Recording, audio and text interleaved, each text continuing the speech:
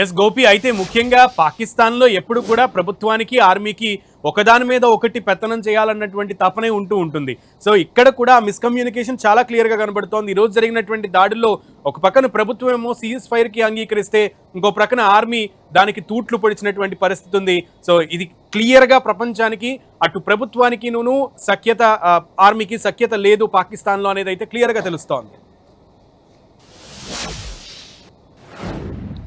శ్రీకాంత్, మీరు చెప్పినట్టుగా పాకిస్తాన్ నడపడం లేదు, పాకిస్తాన్ ప్రభుత్వాన్ని పూర్తిగా పాకిస్తాన్ ఆర్మీ నడుపుతుందనేది కూడా అనేక సార్లు కూడా ప్రపంచానికి రుజువైన పరిస్థితి ఉంది. అయితే గతంలో కూడా పాకిస్తాన్ ప్రధాని ఎవరు ఉన్నా కూడా ఆర్మీ చేతిలోనే ఆయన కీలుబొమ్మలా ఉండే పరిస్థితి అయితే ఉంది. అయితే ఇప్పుడు ఇటువంటి కాల్పుల విరమణకు సంబంధించి కూడా ఇటువంటి పరిస్థితిలో ఖచ్చితంగా పాకిస్తాన్ దీనికి తగిన మూల్యం చెల్లించుకోక తప్పదు. అయితే ఒకటి అంతర్గతంగా వీళ్ళ మధ్యన, అంటే ఇటు పాకిస్తాన్ ఆర్మీకి అదేవిధంగా పాకిస్తాన్ ప్రభుత్వానికి కూడా ఉన్న ఈ యొక్క గ్యాప్ అనేది కూడా ప్రపంచ దేశాలకు తెలిసిపోతుంది. మరొక వైపు పాకిస్తాన్ ఆర్మీ ఉగ్రవాదాన్ని ఏ విధంగా శిక్షణ ఇస్తుందో, ఎందుకంటే ప్రతిసారి కూడా ప్రభుత్వం ఇదే విషయాన్ని చెప్తుంది. పాకిస్తాన్లో ఉగ్ర కార్యకలాపాలన్నిటికీ కూడా పాకిస్తాన్ సైన్యమే కారణము, వాళ్ళందరికీ కూడా ట్రైనింగ్ ఇచ్చేది పాకిస్తాన్ ఆర్మీ క్యాంపులోనే ఈ ట్రైనింగ్ సెంటర్స్ అన్నింటినీ కూడా నిర్వహిస్తున్నారనేది కూడా అనేక సార్లు చెప్పడం జరిగింది. ప్రస్తుతం అదే కూడా ప్రపంచానికి రుజువయ్యే పరిస్థితి అయితే కనపడుతుంది. ఒకవైపు ప్రభుత్వం కాల్పుల విరమణ చేయాల్సిందే అంటూ కూడా చెప్పడము, అదేవిధంగా ఇటు పాకిస్తాన్ ఆర్మీ మాత్రం దాన్ని పెడచెవిన పెట్టి కాల్పులకు దిగబడడం అనేది కూడా ఈ ఇద్దరు మధ్యలో ఇటు పాకిస్తాన్ ఆర్మీకి ప్రభుత్వానికి పొంతన లేదనేది కూడా అర్థమవుతుంది. సునీల్, ఎగ్జాక్ట్లీ గోపి. అయితే ఇప్పటికే కేంద్ర ప్రభుత్వం అన్ని రాష్ట్రాల సిఎస్లతో ప్రత్యేకంగా కాన్ఫరెన్స్ కాల్ చేసినట్టుగా తెలుస్తోంది. సో కీలకమైనటువంటి సమావేశం నడుస్తున్నట్లుగా అర్థమవుతోంది. సో ఏం జరగబోతోంది అంటే ఏం చెప్తున్నాయి ఢిల్లీ వర్గాలు?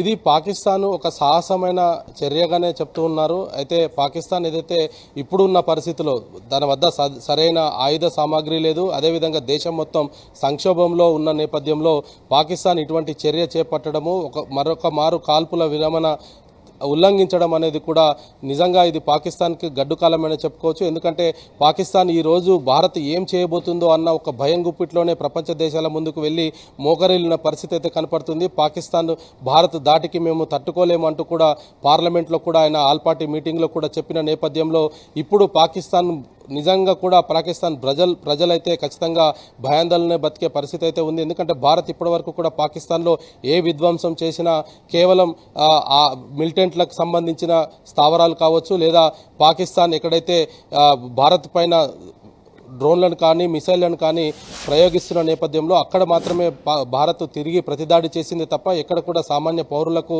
ప్రాణ నష్టం కలిగే విధంగా ఎక్కడ కూడా జనవాసాలకు మాత్రం ఎటువంటి మిసైల్స్ను కానీ డ్రోన్లను కానీ పంపడం లేదు. కానీ పాకిస్తాన్ మాత్రం సాధారణ పౌరులను లక్ష్యంగా చేసుకొని ఎప్పటికప్పుడు డ్రోన్లను పంపిస్తుంది, మిసైల్స్ను పంపిస్తుంది, ఆర్మీ హెడ్ క్వార్టర్స్ని టార్గెట్ చేస్తుంది, సాధారణ ప్రజలు ప్రతినిత్యం ప్రయాణం చేసే ఎయిర్పోర్ట్స్ను టార్గెట్ చేస్తుంది.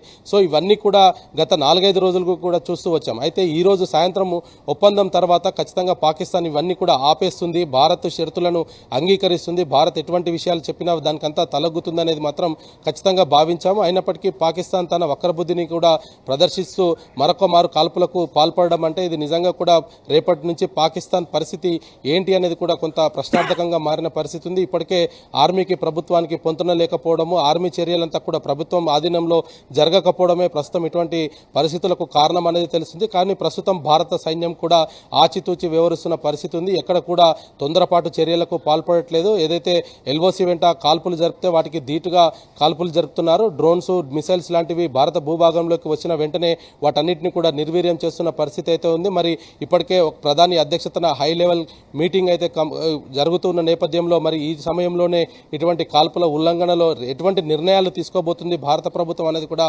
భారతదేశం మొత్తం కూడా ఎదురు చూస్తున్న పరిస్థితి అయితే చాలా స్పష్టంగా కనపడుతుంది. సునీల్, పాకిస్తాన్ సరిహద్దులో ఉన్నటువంటి రాష్ట్రాలన్నీ కూడా